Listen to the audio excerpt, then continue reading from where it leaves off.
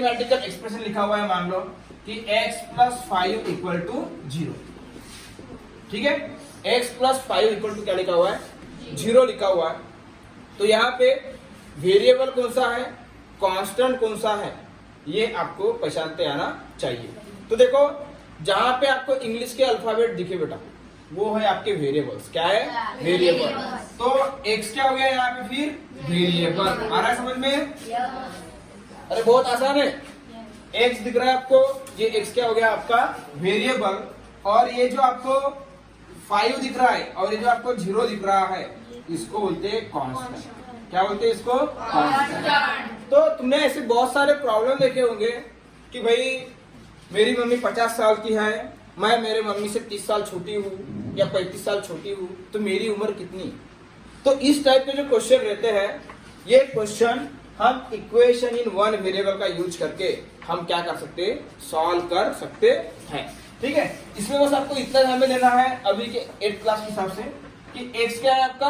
Variable, और 5 क्या है? 5 और 0 क्या है आपके? कांस्टेंट। इसमें और एक टर्म बच जाती है, वो क्या होती है देखो। मान लो यहाँ पे 5x है प्लस 2 है और इक्वल टू का 0 है, इस तरह का अगर है। ठीक है, तो यहाँ पे फिर देखो कि ये x और ये x, ये तो क्या हो गए? वेरिएबल। क्या हो गए? वेरिएबल। यहाँ पर ये 2 और ये 0, ये हो गए कांस्टेंट। ये क्या हो गए? कांस्टेंट। और ये जो 5 बच जाता है, ये है बेटा कोएफिशिएंट ऑफ x। ये क्या है? Coefficient of x। इसको मराठी में बोलते हैं सहगुणक। क्या बोलते हैं इसको? सहगुणक। x के साथ में कौन आया है? 5। साथ में आना मतलब सहगुणक, सह परिवार, पूरे परिवार के साथ आना। तो ये सहगुणक यानी x का मल्टीपल कौन है? यहाँ पे 5 है, इसलिए इसको क्या बोलते हैं? Coefficient of x। तो यहाँ पे देखो ओनली x दिख रहा है, x के अलावा y दिख रहा है क्या आपको? नहीं। ओनली अगर एक वेरिएबल है, फिर कितने मार रहे? उसका पावर भी क्यों नहीं? यहाँ पे x का स्क्वायर क्यों न रह जाए? यहाँ आ रहा है समझ में? वो क्या है? Equation in one variable. और अगर मान लो यहाँ पे x square plus x plus 5 plus 5y ऐसा हो गया, तो यहाँ पे अभी 1 लिखा था, फिर कितना लिखना पड़ेगा? यहाँ पे 2। लेकिन कितने अल्फाबेट आएंगे यहाँ पे इंग्लिश के? 2, x और y। लेकिन अभी हमको सिर्फ क्या पढ़ना है? Only one variable. क्या पढ़ना है हमको? Only one variable. तो इसको बोलते हैं इक्वेशन इन वन वेरिएबल। और इनका इस्तेमाल अपने डेली लाइफ के प्रॉब्लम सॉल्व करने में होता है, खास करके एज के प्रॉब्लम्स। कौन सी प्रॉब्लम? एज के प्रॉब्लम। ऐसा कोई प्रॉब्लम मान लो कि न्यूमरेटर उसका x है, उसका डिनोमिनेटर न्यूमरेटर से 2 से छोटा है, फिर उसमें 1 मिलाएंगे तो उसका उत्तर 3/2 आता है, तो x की वैल्यू कितनी? ऐसे जो क्वेश्चन रहते हैं, ये किसके हेल्प से सॉल्व करते हैं हम लोग? Equation in one variable. आ रहा है समझ में? ठीक है, तो ये देखो एक सॉल्व वाला यहाँ पर एग्जांपल दिए, मतलब अपने को जो सॉल्व करने वाला है सॉल्व एग्जांपल चाहिए, बता रहा हूँ मैं आपको। क्वेश्चन है 4 into in bracket x minus 2 is equal to 3 in bracket x plus 5। ये इस तरह का एक क्वेश्चन है। तो हमको वैल्यू निकालना है x का। किसका वैल्यू निकालना है हमको? x का। ये आएगा सॉल्व करते देखो, ये बड़ा आसान है। इसको सॉल्व कैसे करते देखो, बस मेरी आवाज को सुनो और बोर्ड पे ध्यान दो। ये देखो, आपको पता है 4 into x minus 2 है, is equal to 3 into x plus क्या है? 5 है। तो इसको देयरफॉर का साइन दो यहाँ पे। लेकिन ये अपने एनएमएस के पेपर में देयरफॉर इससे कोई मतलब नहीं है, अपने को फाइनल आंसर से क्या मतलब है। लेकिन स्टेप बाय स्टेप सॉल्व कैसे करते हो देखो। एक बार 4 into x कर दो, 4 into x, फिर ये जो साइन है यहाँ पे माइनस का साइन दो, और 4 2 जा 8। इतना समझ में आया आपको? 3 into x कितना हो जाएगा? 3x प्लस, ये प्लस है तो यहाँ पे प्लस, और 3 5 जा 15। समझा यहाँ तक सबको? अब वेरिएबल पूरे एक साइड में लाने का और कांस्टेंट पूरे एक साइड में लाने का। तो वेरिएबल वाले कौन से है? 4x और 3x इधर आएगा तो क्या हो जाएगा? -3x। उधर कांस्टेंट क्या हो जाएगा? 15। ये उधर इधर का -8 उधर जाएगा तो क्या हो जाएगा? +8। 4x - 3x कितना हो जाएगा? x हो जाएगा। अरे तुम्हारे पास 4x थे, 4x में से 3x मैंने वापस ले लिया, तुम्हारे पास कितने x बचे रहे? एक ही बचा ना, एक सामने लिखते नहीं बेटा, आ रहा है समझ में? नहीं लिखते। और 15 और 8 कितना हो जाएगा? 23। तो इस तरीके से आपके x की वैल्यू कितनी आ गई? 23। तो बोलो इस तरीके के छोटे मोटे सॉल्व करते आएंगे आपको? ठीक है, चलो उसके बाद देखो, ठीक है, take it from the video if you need. अब हमारे पास में बेटा देखो एक क्वेश्चन, सेकंड क्वेश्चन है हमारे पास में, x divide by 3 minus 4 is equal to 7 है। इस तरह से यहाँ पे भी किसकी वैल्यू निकालना है हमको? x की। तो ध्यान देंगे इधर सॉल्व कैसे करते हैं। देखो एक बात हमेशा याद रखना कि किसी भी नंबर के डिवाइड में आप अपने मन से क्या लिख सकते हो? 1। मतलब ये इसको मैं 4 को मैं 4/1 लिख सकता हूँ, मैं लिख सकता हूँ मैं। फिर लिखना है यहाँ पे बाय क्रॉस मल्टीप्लीकेशन। क्या करने का यहाँ पे? Cross multiplication. क्रॉस मल्टीप्लीकेशन किस तरह से होता है आज देख लो, नहीं पता तो x का गुणाकार होगा 1 के साथ, 3 का गुणाकार होगा 4 के साथ, और नीचे में 3 का गुणाकार होगा 1 के साथ। देयरफॉर x इंटू 1 माइनस, यहाँ माइनस है तो minus 3 into 4 divide by 3 into 1 is equal to 7। आ रहा है समझ में?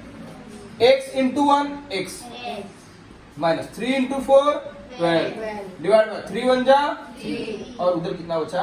7। अब ये 7 डिवाइड में इधर, सॉरी इधर ये जो 3 है रे, ये सर मत बोलो गलत जगह पे भी, ये 3 अभी डिवाइड में है, उधर जाएगा ये, ठीक है, यहाँ लिखता हूं मैं, इधर बच जाएगा x माइनस 12।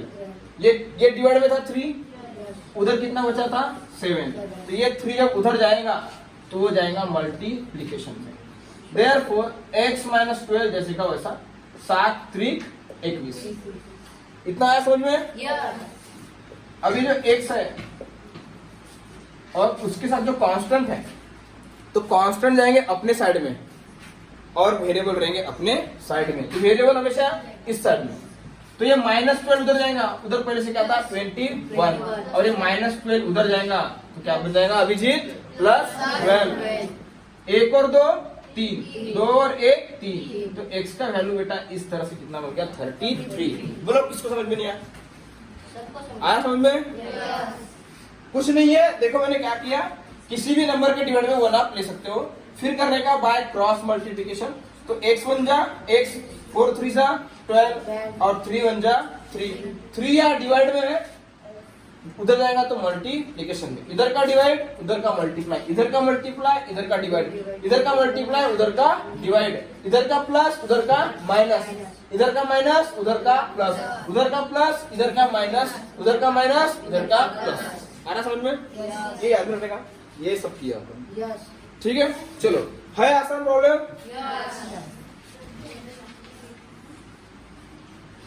अरे सब नोट्स बना लेना वीडियो को देख के।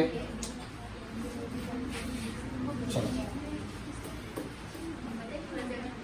ओके, नाउ देखो, अब ये तो डायरेक्ट दिए हुए हैं, अगर ऐसे तो पूरे चिल्लर प्रॉब्लम है। समस्या कब आती है? देखो, अगर तुम्हारे पास में प्रॉब्लम दिया हुआ रहा, वर्ड प्रॉब्लम, क्या बोलते हैं इनको? Word problem. वर्ड प्रॉब्लम के लिए आपकी इंग्लिश अंडरस्टैंडिंग क्या होना चाहिए? जबरदस्त होना चाहिए। तो एक प्रॉब्लम है हमारे पास में, यहाँ पे मैं लिखता हूँ इसको कि इफ, सॉल्व एग्जांपल है ये, if age of mother is 7 more than 3 times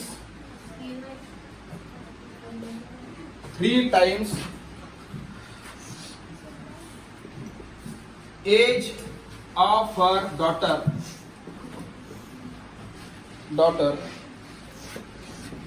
if age of mother is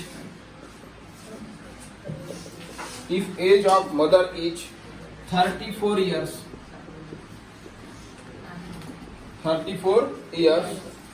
what will be the age of daughter? What will be the age of daughter?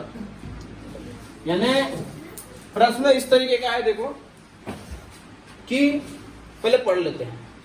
If age of mother is 7 more than 3 times age of her daughter. मतलब जो mother है उसकी जो as है बोले daughter के as के 3 time में 7 मिलाओ उतनी बड़ी है।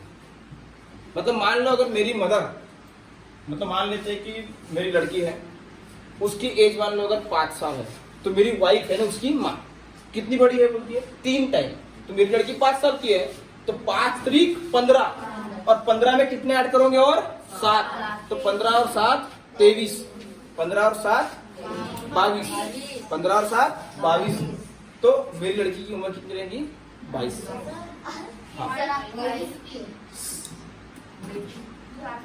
मैं पहले क्या होता है, हाँ ये सॉरी मेरे वाइफ की एज, ठीक है, किसकी एज, मेरे वाइफ की एज। चलो होता है बुढ़ापे में ऐसा होता है एक साल, ठीक है। मेरे वाइफ की एज कितनी रहेगी फिर 23 साल की, यानी जब मेरी लड़की 5 साल की रहेंगी। ये उदाहरण में लिया मैंने ऐसा। चलो इसको सॉल्व करते हैं। तो अब देखो यहाँ पे आपको किसकी एज नहीं पता। If age of mother is 34 years, मतलब मदर की एज यहाँ पे पता है, तो यहाँ पे डॉटर की एज पता है क्या आपको, नहीं। और क्वेश्चन में वही बोला है what will be the age of daughter, what will be the age of daughter. तो ये मैथमेटिक्स एक सब्जेक्ट ऐसा है कि जहां पे कुछ चीज अगर आपको नहीं पता, अगर किसी ने बोला कि बिना, एक क्वेश्चन है तुम्हारे पास कि बॉक्स है, बॉक्स पूरा क्लोज है चारों तरफ से, और उसको बिना हाथ पकड़े टच कर, मतलब बिना हाथ टच करे उसको ओपन करना है, कैसे करोगे? टच करना ही नहीं है। तुम्हारे पास एक बॉक्स है, क्यूब है एक, उस क्यूब को तुमको बिना हाथ टच करे ओपन करना है, कैसे करोगे? टच ही नहीं करना है कुछ। तो एक कहानी है, इंग्लिश वाला आया, इंग्लिश वाले ने अपने पूरे ग्रामर के रूल अप्लाई किया, बिना हाथ टच किए वो ओपन नहीं हुआ। साइंस वाला आया, उसने पूरे अपने केमिकल इक्वेशंस वहां पे लगाए, ओपन नहीं हुआ। बड़े शांति से मैथ वाला आया और उसने एक सेंटेंस बोला, let suppose the box is open. Math वाला आया और उसने बोला कि मान लेते हैं कि बॉक्स ओपन है। समझा कुछ? मैथ वाला आया और उसने क्या बोला, अरे मान लेते ना, बोले कि बॉक्स क्या है, ओपन है, और बॉक्स ओपन है तो उसको खोलने की जरूरत है क्या? फिर नहीं है, सिंपल सी बात है, नहीं है। तो मैथ में मैं अभी वही करने वाला हूं, ये कहानी मैंने इसीलिए किया, let the age of daughter. यहाँ पे डॉटर की एज पूछा है ना, तो mathematics is the only subject जहां पे कुछ मालूम ना हो फिर भी तुम बोल सकते हो मान लेते हैं कि लड़की की उम्र कितनी है, x है। x क्यों मान रहा हूं, x क्यों ले रहा हूं मैं, इसमें उसी का यूज करना है, ठीक है। Let the age of daughter be x years. मान लेते हैं कि लड़की की उम्र कितनी है, x ईयर। अब शुरुआत से पढ़े। If age of mother is 7 more, 7 more का मतलब होता है +7, क्या होता है, +7। और 3 टाइम्स का मतलब क्या होता है, 3, और टाइम्स मतलब किसका, age of her daughter. Age of her daughter कितनी है बताओ, x। देखो सुनो, हमने लड़की की उम्र कितनी मान ली है भाई, x। कितनी मान ली है, x। अब एज ऑफ मदर कितनी रहेगी बोलता है, 7 more than 3 times of her daughter. मतलब मदर की जो एज है बोले लड़की के उम्र के 3 गुना ज्यादा से 3 गुना, और उसमें 7 ऐड करेंगे, उतनी क्या है बोले, किसकी उम्र है, लड़की के माँ की उम्र है। तो 7 मोर का मतलब क्या होता है, +7, और 3 टाइम्स किसका मतलब होता है 3, और किसका, एज ऑफ हर डॉटर। और एज ऑफ हर डॉटर कितनी है, x। तो उसका मतलब क्या हो जाएगा, 3x। आ रहा है समझ में? तो अब देखो, अब आगे देखो, एज ऑफ मदर कितनी दी हुई है, 34। तो ये देखो, एज ऑफ मदर लिखो, एक साइड में क्या लिखो, एज ऑफ मदर। इज का मतलब क्या होता है, इज इक्वल टू, ध्यान दो, चलो, इज का मतलब क्या होता है, is equal to 7 more than 3 times of daughter's age बोलता है।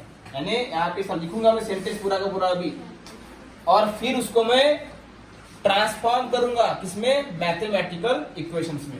तो यहाँ लिखूंगा मैं अभी ये इसके बाद का पूरा 7 more than 3 times the age of her daughter। ठीक है, तो बताओ अब एज ऑफ मदर कितनी है भाई?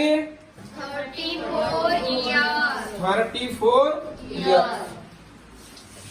ठीक है, अब 7 more than 3 times the age of her daughter, तो एज ऑफ हर डॉटर कितनी मान लिया आपने? 8। उसका 3 टाइम्स कितना हो जाएगा? 3x। और मैंने 7 मोर देन का मतलब क्या होता है? प्लस। अब इसको सॉल्व करो, ये 34 है, माइनस क्या हो जाएगा? 7 इज इक्वल टू 3x। आगे सॉल्व करेंगे इसको। 34 माइनस 7 27, और उधर कितना बचेगा? 3x। 27 पर डिवाइड करो 3 से, तो x की वैल्यू कितनी आ जाएगी? 9। तो उसके लड़की की उम्र कितनी थी? 9 साल। आ रहा है समझ में? कर दे पॉज।